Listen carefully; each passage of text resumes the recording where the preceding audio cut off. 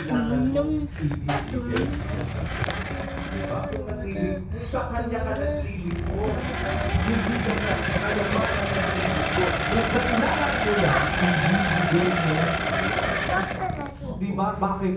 Meron bang huwag mo sabihin walang lingkod ng Diyos na mayaman, kapatid natin? Meron po.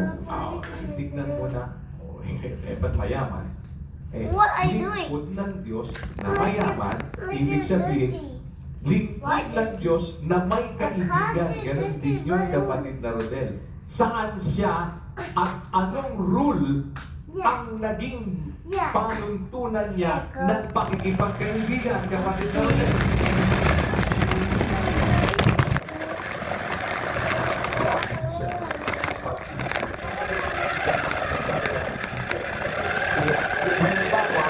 Meron man siya pinapagpilit.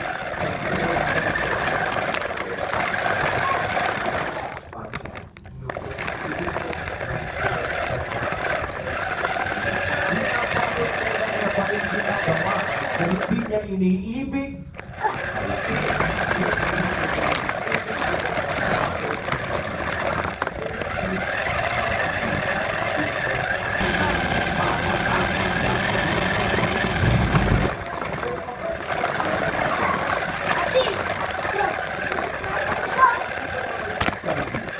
mukhang nakita sa araw ng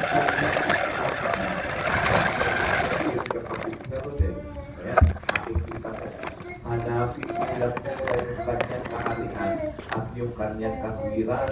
Lahat ng mga bagay sinaragdag sa iyo.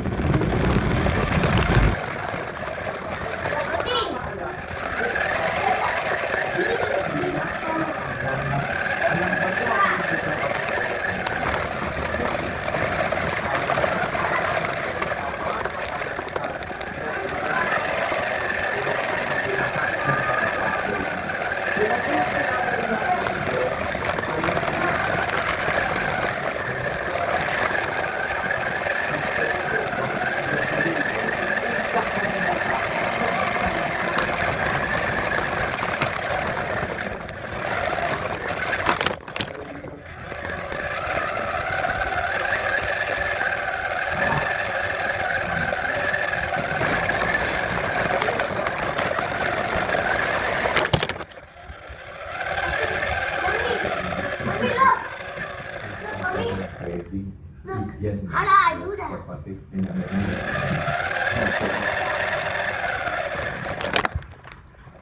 Ano ibig sabihin?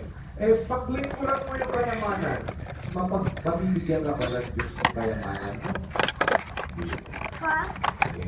Pero paglingkuran mo ang Diyos, mabibigyan ka ba niya sa kapatid na Rodel o hindi?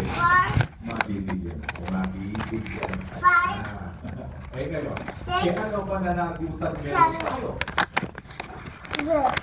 Bilang mga lingkod ng Diyos, pananagutan natin ngayon, alam mo, meron kang responsibilidad sa kapatid mo.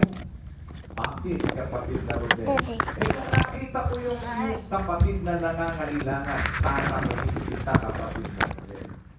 3:17 ng unang buwan.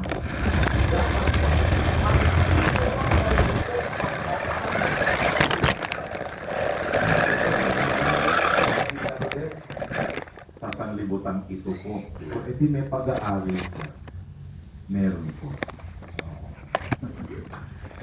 Naintindihan mo, Brad Joseph? Opo po yan. Nakalesa po yan eh. Pag-aari sa sanlibutan ito. Oo, yan. Kaya lang, kung